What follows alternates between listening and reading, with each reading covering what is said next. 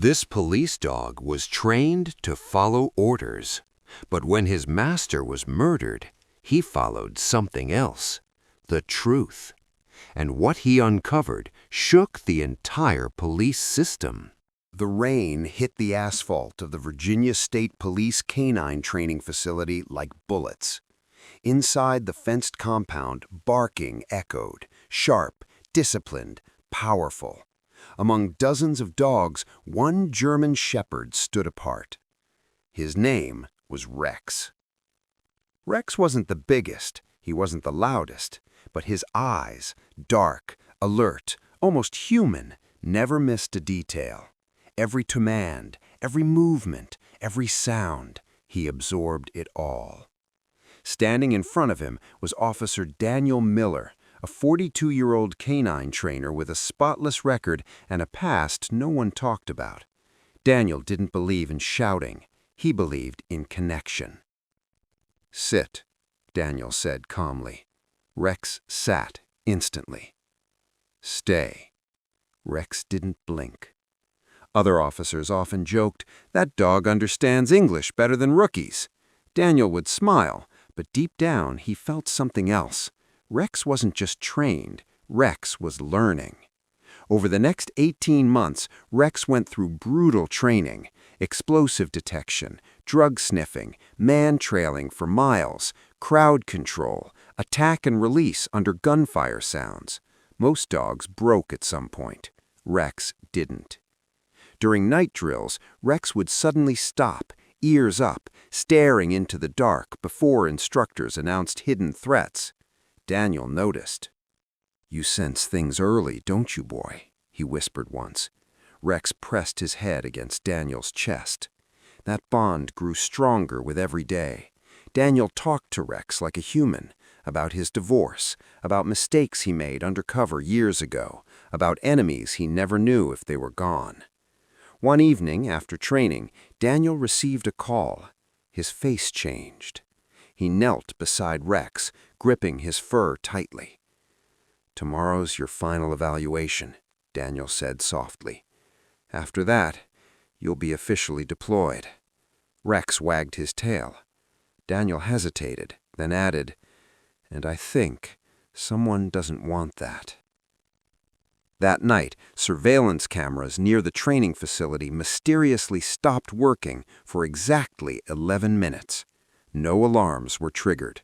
No guards saw anything. The next morning, Rex waited at the gate, perfectly still. Daniel never arrived. Hours later, police found Daniel Miller's body in a remote wooded area, shot twice, execution style. No witnesses, no weapon, no suspects. But Rex refused to move from the gate. He sniffed the air again and again, then growled, low, controlled, as if he recognized the scent. And somewhere deep inside Rex's trained mind, a mission began, one no officer had ordered yet.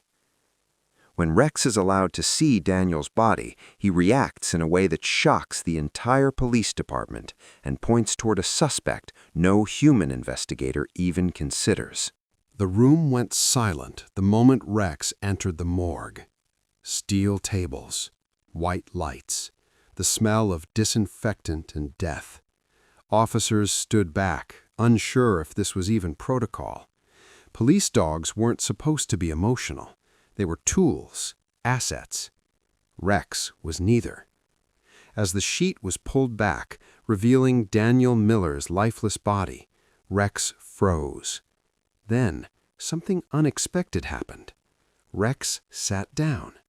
No barking, no whining, no aggression, just stillness.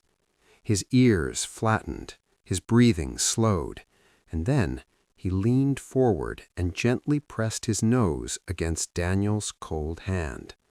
Several officers looked away. "Jesus," whispered Detective Laura Hayes, lead investigator on the case. Rex suddenly lifted his head. He growled, not at the body, at the air. Rex circled the table, sniffing intensely, then stopped, staring directly at Daniel's boots. The forensics tech frowned. "Those were cleaned," she said. "Too clean." Laura raised an eyebrow. "Cleaned by who?" No answer. Rex backed away, tail stiff, and barked once, sharp and commanding. Then he pulled hard against the leash, dragging an officer toward the exit. "He's tracking," someone said. "But there's nothing to track," another officer argued. "The body was transported." Rex didn't care. Outside, he pulled them across the parking lot, straight to a black, unmarked SUV parked near the morgue. Rex stopped, sat, and barked again. The vehicle belonged to Internal Affairs. The officers exchanged uneasy looks. Inside the SUV, nothing obvious was found until Rex scratched at the trunk. When opened, a pair of latex gloves lay hidden under spare equipment. Forensics later confirmed gunshot residue. The gloves belonged to Officer Mark Benton, an Internal Affairs investigator who had interviewed Daniel Miller 2 days before his death. Benton claimed it was routine. Rex disagreed. When Benton was brought in for questioning, Rex was kept outside the interrogation room. Through the glass, Benton appeared calm, confident, but Rex lost control. He lunged at the glass, barking violently, teeth bared, hackles raised. "He's reacting," Laura said. "Hard." Benton snapped. "That dog's dangerous." Rex suddenly stopped barking. He tilted his head and did something no trained canine was ever taught. He sat and stared directly at Benton's left hand. Laura noticed it. "What's wrong with your hand?" she asked. Benton looked down. Nothing. Forensics later found a healing bite mark on Benton's wrist, a German Shepherd bite. But Rex had never bitten anyone during training. The case exploded. Media pressure, internal cover-ups. The department turned on itself. And then, the twist. Ballistics came back. The murder weapon was not police-issued, meaning Benton wasn't the killer. Rex had been right about the scent, but wrong about the man, which meant only one thing.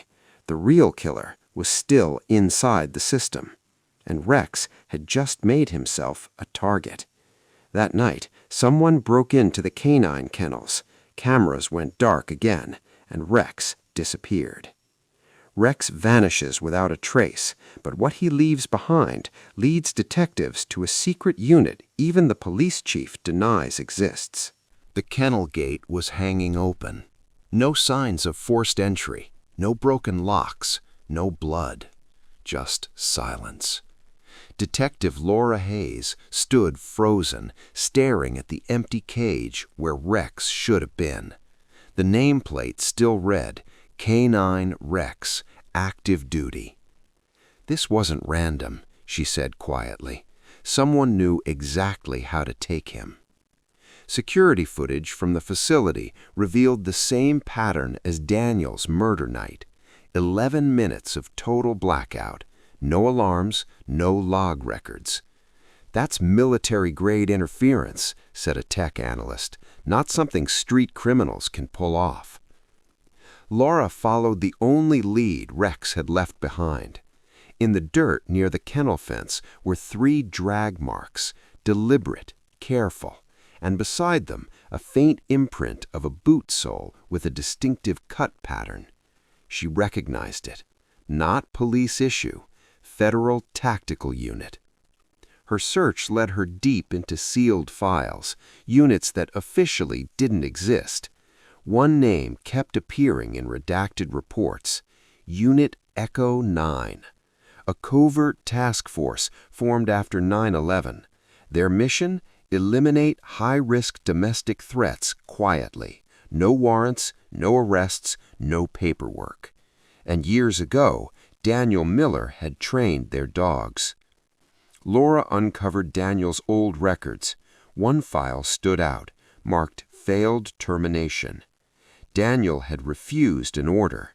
He wouldn't deploy dogs on unverified targets. He tried to shut the unit down. That made him dangerous. Meanwhile, Rex was alive. He woke up in darkness, restrained but unharmed.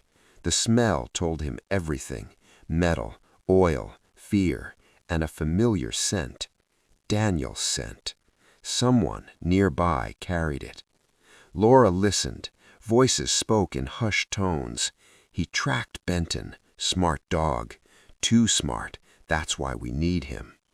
They wanted Rex, not to kill him, to use him. Back at headquarters, Laura confronted the police chief. Echo 9 doesn't exist, he said coldly. Then explain why Daniel was murdered and why my canine was abducted by ghosts. The chief didn't answer. That was answer enough. Laura went rogue. Using Daniel's personal notebook, hidden in a locker she'd almost missed, she found a list of coordinates and one final message: if anything happens to me, trust the dog. Rex escaped that same night, not by force, by patience. When a guard approached, Rex acted weak. The moment the door opened, Rex struck fast, controlled, non-lethal. He ran, through woods, roads, rain. 6 miles later, Rex collapsed near an abandoned training ground. And there, waiting, was Laura. She knelt, hands shaking. "Hey, partner." Rex stood. For the first time since Daniel's death, Rex wagged his tail. But before relief could settle, gunshots echoed. Echo 9 had tracked him, and this time they weren't taking Rex alive. The first bullet hit the dirt inches from Rex's paws. Laura reacted instantly, rolling behind a rusted training barrier, drawing her weapon. Rex didn't run. He didn't freeze. He charged. Not blindly, but tactically. Daniel had trained him for this exact nightmare. Rex flanked through tall grass, moving low, silent. The shooters wore black tactical gear, no badges, no names. Echo 9. Rex leapt. One man went down screaming. Rex clamped onto his arm, releasing the moment the weapon dropped. Non-lethal, controlled. Then Rex stopped. He sniffed the fallen man's face and backed away. This scent wasn't new. Laura saw Rex's reaction and felt her stomach drop. "You recognize him," she whispered. Another voice came from the trees. "Of course he does." The man stepped into the open. Captain Aaron Cross, a decorated officer, war hero, Daniel Miller's former protege. "I trained that dog with him," Cross said calmly. "He was always proud of Rex." Laura's gun trembled. "You killed Daniel." Cross sighed. "Daniel forced my hand. He was going to expose Echo 9. Years of work, necessary work. You executed him." "I protected the country." Rex growled, low, furious. Cross raised his hands slowly. "Easy, boy. I know your commands." He whistled. Rex didn't move. That was the moment Cross realized the truth. "You chose him over me," Cross said softly. Cross confessed.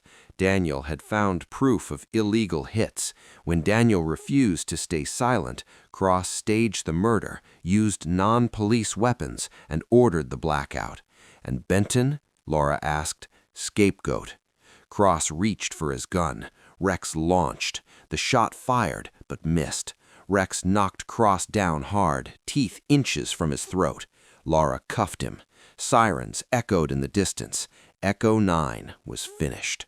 Days later, the department held a quiet ceremony. Daniel Miller was honored publicly. Echo 9 was erased. Rex was reinstated, not as a tool, but as a hero. Laura became his handler, but as Rex stood beside Daniel's grave, ears alert, eyes scanning the distance, he growled, not in anger, in warning, because some systems don't die, they adapt. A classified file resurfaces months later, with Rex's name stamped in red ink. 6 months later, Rex no longer lived in a kennel. He lived in a quiet house on the edge of Quantico with a small backyard, a wooden fence, and Detective, now Lieutenant, Laura Hayes. Officially, Rex was listed as active patrol support, Unofficially, he was watched. Always. Laura knew it. She felt it every time a black sedan slowed near the house, every time an unfamiliar officer asked too many questions. Rex felt it first. He would stop mid-walk, ears stiff, nose high, scanning. One night, a sealed envelope appeared on Laura's doorstep. No return address.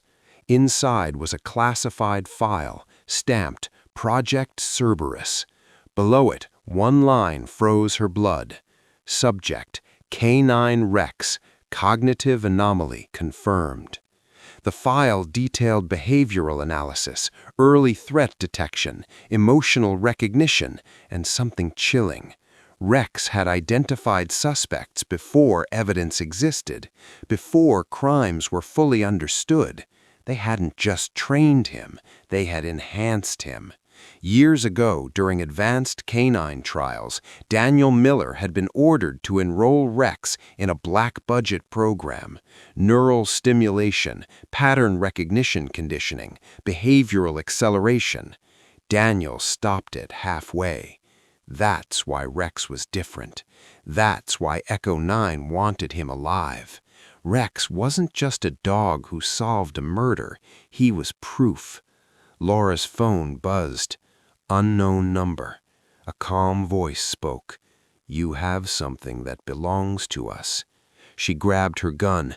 "I'm done running." The voice chuckled.